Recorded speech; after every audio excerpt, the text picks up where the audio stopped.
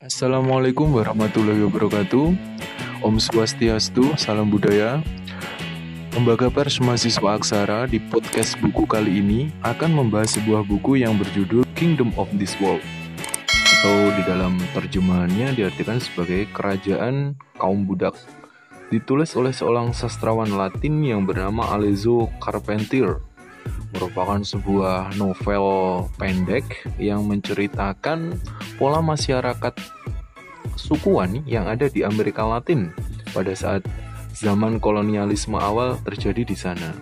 Nah, buku ini sebenarnya berbentuk novel yang saya kira sangat mistis karena di dalamnya ada beberapa hal-hal surrealis maupun magis yang kita mungkin sekarang sudah menganggapnya irasional sih. Kita menganggapnya tidak mungkin, dan seperti yang terjadi di tanah kelahiran kita sendiri, ada beberapa hal-hal metafisis yang sudah luput dari kesadaran kita selama ini.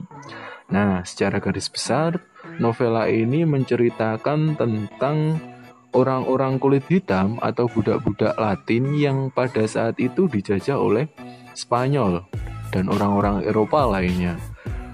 Kisahkan ada seorang budak yang bernama Tino. Dia memiliki kenalan yang bernama Makandal. Kedua-duanya merupakan seorang budak yang bekerja di sebuah perusahaan maupun perkebunan milik seorang kolonial yang ada di Amerika Latin pada saat itu. Nah, cerita ini sebenarnya sebuah ekspresi dari hal-hal mistis yang memang diyakini oleh suku primitif yang ada di Amerika Latin. Misal kalau kita menemukannya di dalam novelnya Mario Vargas Llosa yang berjudul El Hablador atau Sang Pengoceh, di sana juga mengutarakan tentang hal-hal mistis yang diyakini atau merupakan sebuah agama suku primitif atau masyarakat asli dari tanah Amerika Latin. Ya, cerita yang diutarakan oleh Alejo Carpentier sebenarnya ingin melihat sosok Makandal yang dia bisa berubah menjadi kadal, dia bisa berubah menjadi burung-burung keramat maupun hewan-hewan yang dianggap memiliki totem tertentu oleh keyakinan orang-orang primitif di Amerika Latin.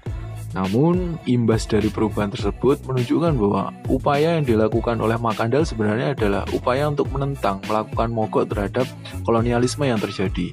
Dia dengan bantuan arwah, roh, maupun para leluhurnya, dan Makandal sebagai seorang mediator yang bisa dirasuki oleh roh-roh nenek moyangnya tersebut, menjadikannya seorang kayak pemangku adat atau mungkin seorang yang terpilih sebagai juru kunci pembebas.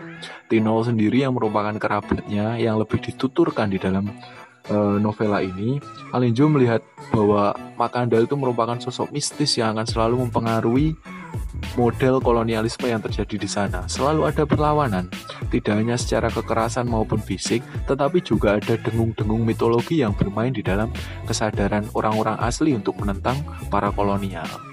Kalau saya kira memang buku ini sangat menarik, sebab sisi mitos yang selama ini kita lupakan dieksplor, diungkap lagi, bahwa manusia itu dengan bumi, dengan hewan, maupun dengan saudara serumpunnya, yakni alam semesta, merupakan satu entitas yang sama-sama harmonis. Imbas dari materialisme maupun perkembangan sejarah yang seakan-akan harus material, kita melupakan sisi mitos yang seharusnya kita amini, atau para leluhur kita dahulu, nenek moyang kita dahulu, menjadikannya sebuah pegangan kehidupan sehari-hari. Nah, Alejo Carpentier sendiri juga berupaya sebenarnya melihat sisi realisme magis di dalam penerapan kolonialisme yang terjadi di benua Latin atau Amerika Latin. Kita tahu di sana merupakan sebuah wilayah yang merupakan wilayah terpencil dalam konteks keperadaban karena tidak keseluruhan sudah terjajah dengan teknologi dan kecanggihan. Ada beberapa suku-suku primitif yang saat ini pun masih eksis. Alejo Carpentier sendiri saya kira juga di dalam novel ini berupaya mengekspos ulang bahwa kolonialisme bukan bentukan sejarah yang tanda kutip kokoh.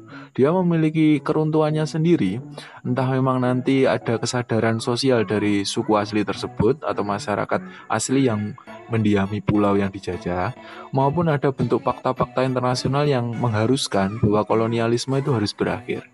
Ya kita tahu sendirilah faktanya. Penjajahan yang dilakukan Spanyol terhadap benua Latin ya berakhir ketika Simon Bolivar mulai menggemburkan kesadaran untuk melawan kolonial tersebut jika dilihat dalam sejarah. Akhirnya tercipta negara Venezuela, Kolombia, dan lain sebagainya. Nah, saya kira hikmahnya juga seperti itu tadi. Ada beberapa hal lain juga yang mungkin terikat dengan keunikan buku ini. Ya kita tahu sebagai seorang masyarakat kita yang tinggal di Indonesia, maksud saya, kita mungkin melihat mitos sebagai sesuatu yang supranatural, adi manusia dan tidak mungkin bisa dicerna oleh akal sehat. Tetapi dibungkus oleh Alejo Carpentier, saya pribadi akhirnya juga menginsyafi bahwa kita sudah mulai meninggalkan hal-hal tersebut, hal-hal mistis tersebut, hanya untuk digadaikan dengan apa yang namanya kecanggihan. Mengutip Heidegger ketika dia mengatakan bahwa apa yang rasional dahulu bisa juga irasional sekarang, dan mungkin juga apa yang irasional sekarang bisa juga menjadi rasional di masa depan. Mungkin itu. Selamat mendengarkan podcast ini mungkin di awal tadi. Terima kasih. Salam pers mahasiswa.